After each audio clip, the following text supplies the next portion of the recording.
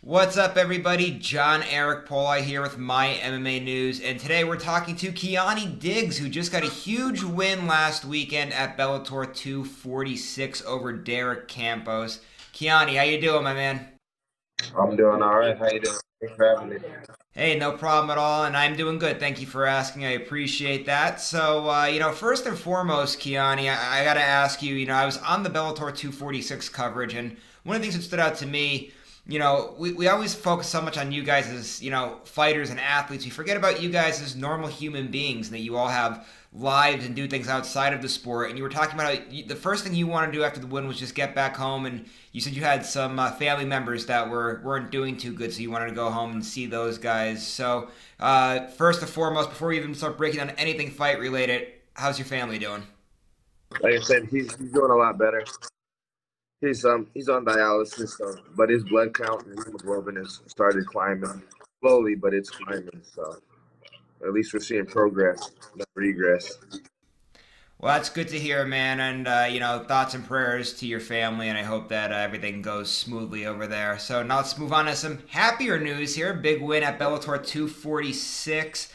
You got a third round submission win there. Why don't you go ahead, though, and just break down your whole entire performance for us? Because you really looked great out there. Oh, thank you, appreciate it. Just we knew what he was good at.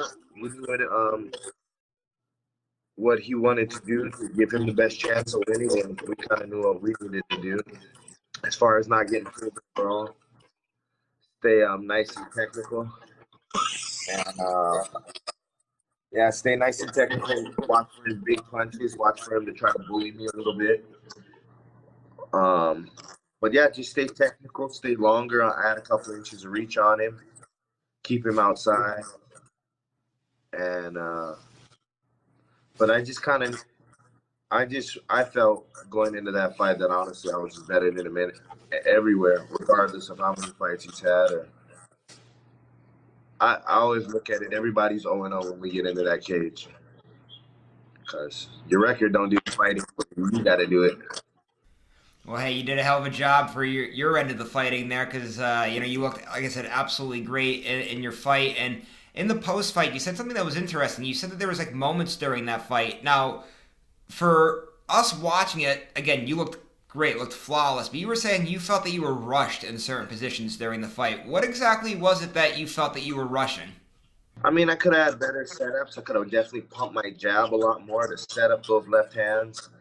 Could have probably set up those head kicks because I had a couple that were right up against the block, but he was definitely leaning over to that side. And I think if I had better set it up with punches or maybe, yeah, just better setups, I felt I probably would have got the KO in the first or the second. But he was able to kind of see the shots a little bit coming, not able to avoid them totally, but you can brace the hit rather than if you catch them by surprise. Those are the knockout shots usually, the ones you don't see coming. So now, how much of a thing like this, where you're saying that you felt rushed? Obviously, now I believe this was your ninth pro fight, 9-0 now. Is this something that's experience related, or is this something that's just the nerves of the fight game? Because every fighter gets nerves when they go in there. It's probably a combination of both. It's my ninth pro fight, and yeah, and just in live time, you know what I mean? Because I thought I was happy with the performance. It was a good performance, but like I said, we just got a couple things that I'm probably my worst critic, so we always can make things better, man. I'm always trying to reach for perfection, which I know is impossible, but I try to get as close as possible. So now I want to ask you about just the fight week in general. This whole entire COVID-19 pandemic has the world all screwed up all the way around. And in your case, this COVID restriction that's caused you to miss weight. Can you just go ahead and explain as what the screw up was there with the COVID restrictions? It wasn't really the COVID. Well, yeah, it was the COVID stuff because I had 15 minutes before scales closed, and then they forced me to go get a COVID test without me cutting weight.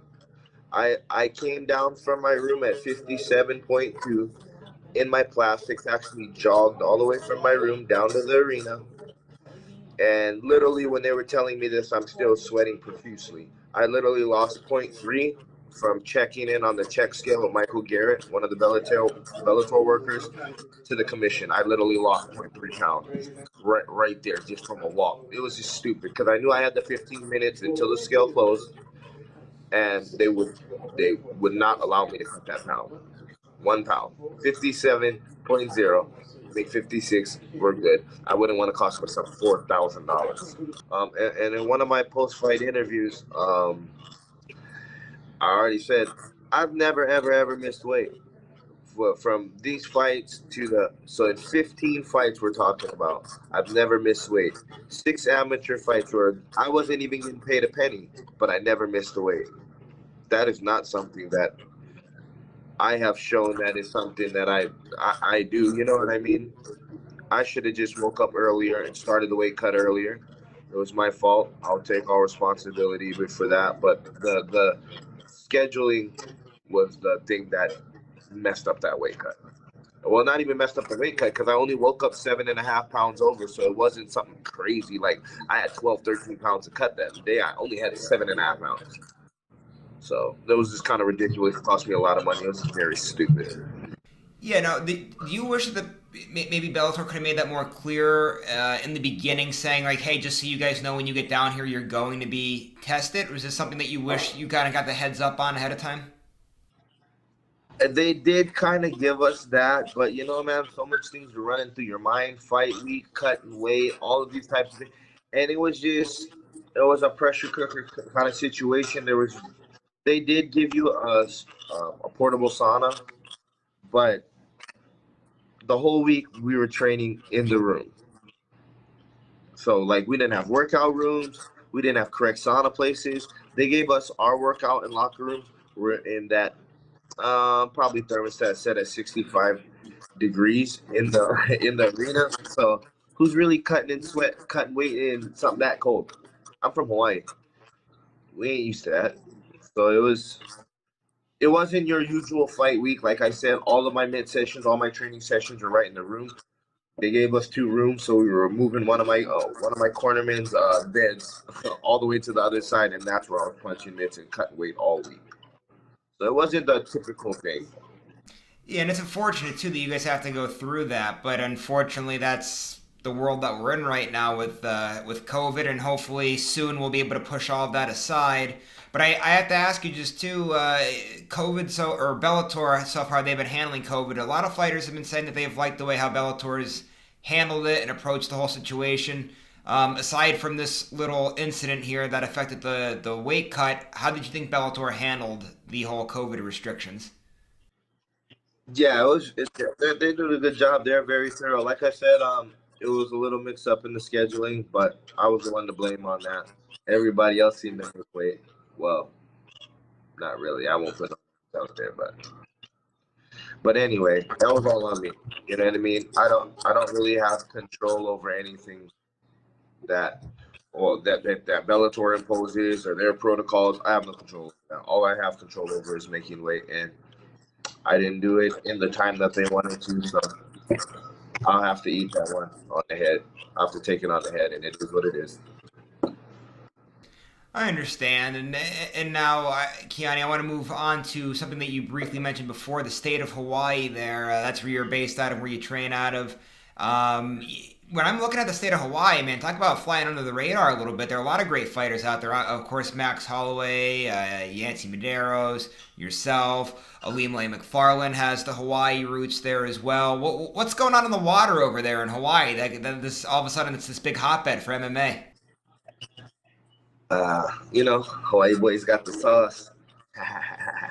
Now, just old school mentality, old school, yeah, just old school grinding mentality, being tough.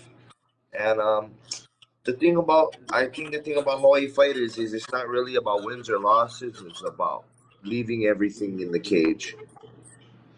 You're not gonna see what Hawaii fighter lay and pray or just try to point you. You can come out there for fight, win or lose, let the cards fall where they may. But we gonna scrap for sure. I've definitely got that vibe, definitely from all of you guys out there in Hawaii, because all you guys are from the time that the first second starts till the last second of the fight. You guys are in there, you're grinding it out, always going hard. So I definitely have noticed that out of you guys from Hawaii. And I wanted to ask you about Max Holloway as well, because I know that you've had some training sessions with him as well, right? You were brought in for a few of his fight camps.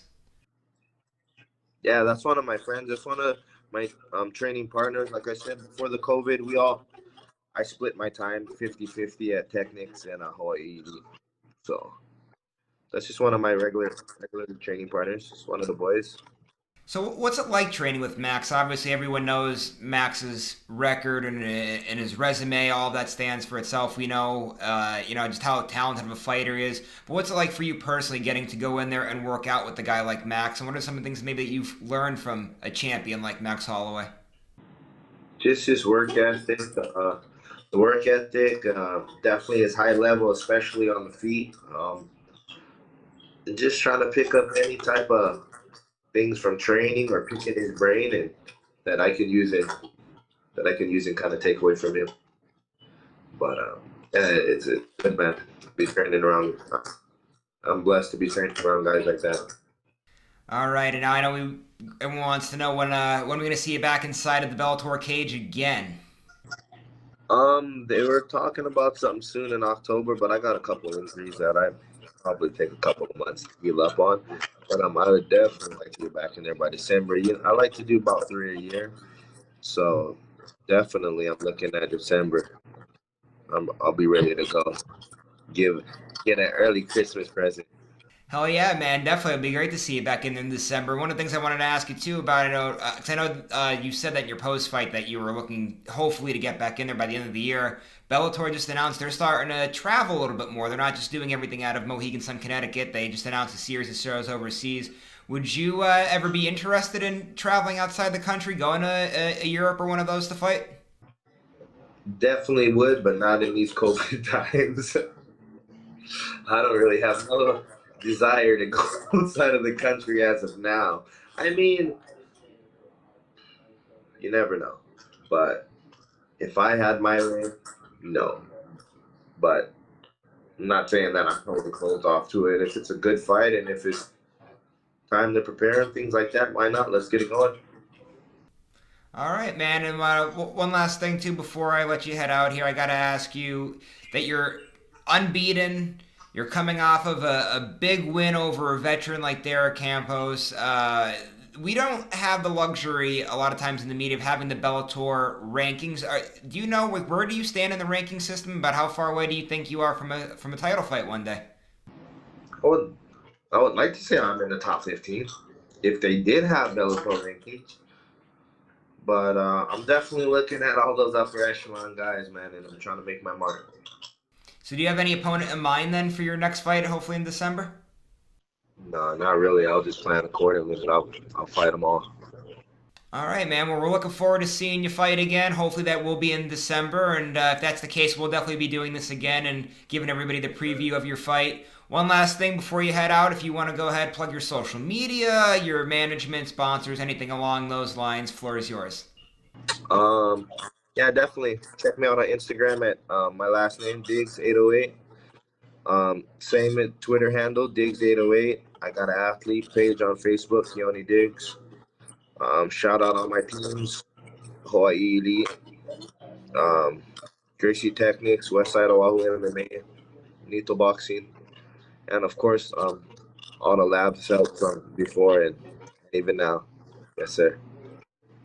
Well, thanks, Keani, for the time, man. We appreciate it. And again, best of luck to you, to your family, and everything else there. And we look forward to seeing you back in the Bellator cage, hopefully soon. And as always, before I sign off here, just want to remind everybody, hit the subscribe button if you want to see more interviews that I do. Also, make sure you're going to My MMA News and checking out all of the great content that we have there. We'll see you later, everybody.